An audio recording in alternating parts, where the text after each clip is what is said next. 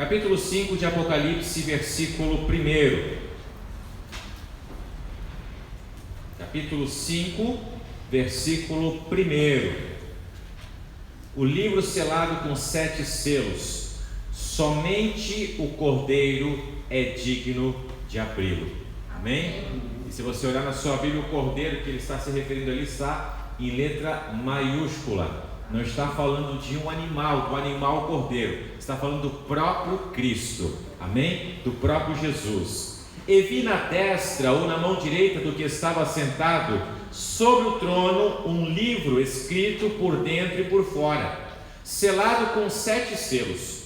E vi um anjo forte bradando com grande voz: quem é digno de abrir o livro e de desatar os seus selos? E ninguém no céu, nem na terra, nem debaixo da terra podia abrir o livro, nem olhar para ele. E eu chorava muito, porque ninguém fora achado digno de abrir o livro, nem de o ler, nem de olhar para ele. E disse-me um dos anciãos: não chores, eis aqui o leão da tribo de Judá, a raiz de Davi, que venceu para abrir e desatar os seus 7 selos. E olhei, e eis que estava no meio do trono e dos 4 animais viventes, e entre os anciãos, um cordeiro como havendo sido morto, e tinha 7 pontas, ou 7 chifres e 7 olhos, que são os 7 Espíritos de Deus, enviados a toda a terra. E veio e tomou o livro da destra do que estava sentado no trono. E havendo tomado o livro, os 4 animais e os 24 anciãos prostraram-se diante do Cordeiro, tendo todos eles harpas e salvas de ouro, cheias de incenso, que são as orações dos santos. E cantavam um novo cântico, dizendo: digno és de tomar o livro e de abrir os seus selos, porque foste morto, e com o teu sangue compraste para Deus homens de toda a tribo, e língua, e povo, e nação. E para o nosso Deus os fizeste reis e sacerdotes, e eles reinarão sobre a terra. E olhei e ouvi a voz de muitos anjos ao redor do trono, e dos animais e dos anciãos, e era o número deles milhões de milhões e milhares de milhares, que com grande voz diziam: digno é o Cordeiro que foi morto de receber o poder e riquezas, e sabedoria, e força, e honra, e glória, e ações de graças. E ouvia toda a criatura que está no céu e na terra, e debaixo da terra, e que está no mar, e a todas as coisas que neles há dizer, ao que está sentado sobre o trono e ao Cordeiro sejam dadas ações de graças, e honra, e glória, e poder para todos sempre. E os 4 animais diziam: amém. E os 24 anciãos prostravam-se e adoraram ao que vive para todos sempre. Amém. Por esse motivo, amados irmãos, nós precisamos prestar a Deus verdadeira reverência e verdadeira adoração, prestar adoração ao nosso Senhor e Salvador Jesus Cristo, porque Ele morreu, mas Ele venceu. A palavra de Deus nos garante que ao 3º dia Ele ressuscitou. Na visão que nós encontramos no capítulo 5 do livro de Apocalipse, nós vamos ver João estava olhando ali no céu, e ele viu, teve a visão então de um que estava assentado no trono. Está falando do próprio Deus que estava assentado no trono. E ele, estando assentado no trono, a Bíblia diz que ele estava segurando um livro. E a palavra de Deus diz que esse livro, a gente pode imaginar como João deve ter visto. Ele provavelmente viu um pergaminho. Todos aqui já acho que sabem o que é um pergaminho, né? Aquele livro que ele é um rolo, na verdade. Era assim que eles utilizavam as escrituras, os livros ali no Novo Testamento, no Antigo Testamento também. Então é possível que ele tenha visto um rolo, né? O rolo que era um livro na realidade, e havia marcado ali 7 selos. Talvez você já viu aí em algum filme alguém fazendo isso, colocando ou selando uma carta, ou selando um documento. Pegava-se um pedaço de cera, derretia-se aquela cera no fogo, numa vela, e pegava então um anel, na verdade, do portador daquela carta, que queria enviar aquela carta, no caso, ou alguém para marcar algum documento, e ele era selado. A Bíblia diz então que esse livro ele estava selado, ou seja, ele não podia ser aberto. Haviam 7 selos que lacravam aquele livro. A Bíblia diz que esse livro estava escrito por dentro e por fora. Haviam coisas que estavam escritas naquele livro que seriam reveladas mais tarde, que é o que a gente vai ver aqui no capítulo 6 na semana que vem. Hoje vamos nos atentar aqui à visão do livro. Então, a palavra de Deus diz que um anjo começou a bradar no versículo 2, dizendo assim: vi um anjo forte bradando com grande voz: quem é digno de abrir o livro e de desatar os selos? E segundo o relato que o próprio João vai nos dizendo aqui, ele começa a chorar, porque não havia ninguém no céu, não havia ninguém na terra, não havia ninguém debaixo da terra que era digno de abrir aquele livro. E a palavra de Deus diz então que ele tem uma nova visão agora do trono novamente de Deus. O Senhor estava sentado segurando aquele livro. E ele olha novamente para o trono. Agora ele não vê só Deus, ele não vê só o rolo, não vê só aquele livro, mas ele tem uma visão agora do Cordeiro, o próprio Jesus, que aparece ali. E ele então toma das mãos de Deus, não que ele toma, que ele pega, não, mas ele toma por direito, porque somente ele tinha o direito de abrir aquele livro, porque ele foi morto e venceu. A palavra de Deus diz que ele se tornou digno pela tarefa que ele havia cumprido da nossa salvação, amados. Por isso ele se tornou digno de chegar até o trono naquele momento, de tomar o livro e de começar a abrir os selos, para revelar o que iria acontecer então posteriormente. Então veja só, no versículo 5, um dos anciãos fala para João: não chores, eis aqui o leão da tribo de Judá, a raiz de Davi, que venceu para abrir o livro e desatar os 7 selos. Então no versículo de número 6, ele tem a visão do cordeiro, e ele diz: um cordeiro, veja só a visão que ele teve ali, né? Um cordeiro como havendo sido morto. Ou seja, é possível que ele tenha tido a visão de um cordeiro, como ali no Antigo Testamento ele estava sacrificado, com marcas de sacrifício, com marcas de sangue, mas não era um cordeiro morto. Ele diz assim, um cordeiro como havendo sido morto, ele trazia as marcas do sacrifício.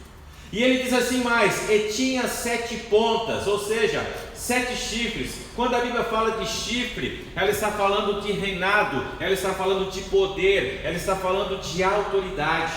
Ele fala que havia 7 chifres sobre esse cordeiro. Está falando do quê? Da autoridade e do poder que Jesus havia recebido. Ou seja, ele mesmo disse: todo o poder me foi dado no céu e na terra. Então esses 7 chifres representam o poder de Jesus, ou seja, ele é o Todo-Poderoso também, sobre ele está todo o poder. A palavra de Deus nos fala também que havia 7 olhos, está falando o que? Da onisciência. Os 7 chifres então falam da onipotência de Jesus, e os 7 olhos falam do que? Da onisciência. Ele conhece e sabe de todas as coisas.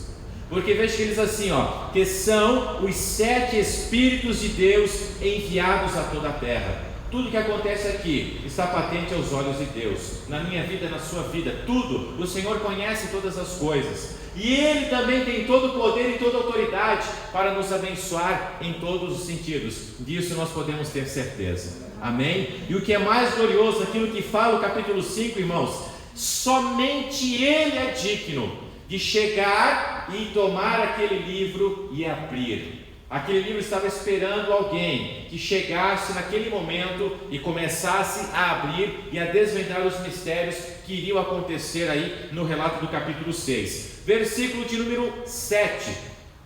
E veio e tomou o livro da destra do que estava sentado no trono. E havendo tomado o livro, os 4 animais, os 24 anciãos, prostraram-se diante do cordeiro, tendo todos eles harpas e salvas de ouro, cheias de incenso, que são as orações dos santos. A minha oração e a sua oração, elas estão depositadas diante de Deus, irmão. Não existe oração esquecida. Amém? Elas estão como que arquivadas, guardadas. E é claro, no momento certo, aquela oração que for segundo a vontade e querer do nosso Deus, ela vai se cumprir, mas elas estão guardadas. A Bíblia diz aqui, em salvas de ouro. A Bíblia diz que eles estavam então adorando, reverenciando o Cordeiro. E na canção, no cântico, diz assim, versículo 9, cantavam um novo cântico dizendo: digno és de tomar o livro e de abrir os seus selos, porque foste morto e com o teu sangue compraste para Deus homens de toda tribo e língua e povo e nação, e para o nosso Deus os fizeste reis e sacerdotes, e eles reinarão sobre toda a terra. Foi o que ele fez conosco, pelo seu sacrifício naquela cruz, pela sua morte, ele nos comprou. E isso tornou ele digno de poder abrir este livro, onde está relatado os acontecimentos aí do capítulo de número 6. Ele fala então, homens de toda tribo, língua, povo e nação. E não somente nos comprou, irmãos, mas olha o que ele fala: e para Deus os fizeste reis e sacerdotes. Sabia que você pertence a um sacerdócio real? Sabia disso? Para que alguém se tornasse sacerdote no Antigo Testamento, geralmente ele precisava vir já de uma linhagem sacerdotal. Ele precisava ser descendente de Arão, inclusive, do irmão de Moisés. Precisava ser descendente de Arão, precisava ter uma linhagem, precisava haver um preparo, precisava haver ali um estudo. Eles eram acompanhados, esses meninos que seriam futuros sacerdotes, desde criança. Mas Jesus pega 12 homens que eram 12 homens improváveis, esquecidos, 12 homens que não tinham conhecimento, que eram iletrados a sua grande maioria, e Jesus faz deles sacerdotes. E é o que ele faz conosco também. E ele vai mais longe, diz assim, reis e sacerdotes. E a palavra de Deus nos garante, irmão, no capítulo 5 e no versículo de número 10: e eles reinarão sobre toda a terra. Amém? Quando eu falo que a igreja tem uma autoridade sobre ela que ela não conhece, que muitos desprezam, que muitos rejeitam, eu me refiro àquilo que está escrito aqui nesse versículo também. Naquilo que nós vamos viver enquanto estivermos na terra, sim, nós temos poder e autoridade recebidas do próprio Jesus. Ele mesmo nos concedeu esse poder e essa autoridade. Nós não somos um povo qualquer, amados, nós somos um povo santo, escolhidos. Nós somos uma nação santa, o povo adquirido, diz a palavra de Deus isso. E você faz parte de uma linhagem sacerdotal que vem direto, que vem do próprio Jesus Cristo. Amém? Então eu e você não podemos desprezar a nossa função de sacerdotes, de portadores da mensagem, de portadores do amor de Deus sobre a nossa vida, daqueles que estão dispostos a fazer a vontade do Senhor, reis e sacerdotes. Vamos governar, vamos reinar sim, mas quando fala de sacerdócio, também está falando de serviço, de trabalho na casa do Senhor, na obra de Deus. Vamos lá. E olhei, no versículo de número 11, e ouvi a voz de muitos anjos ao redor do trono, e dos animais e dos anciãos, e era o número deles milhões e milhões e milhares, que com grande voz diziam: digno é o Cordeiro que foi morto, de receber o poder e riquezas e sabedoria e força e honra e glória e ações de graças. Os anjos cantavam, celebravam, os anciãos celebravam, e nós não podemos ficar indiferentes, irmãos. Nós temos que dar glória e honra ao nosso Deus todos os dias da nossa vida.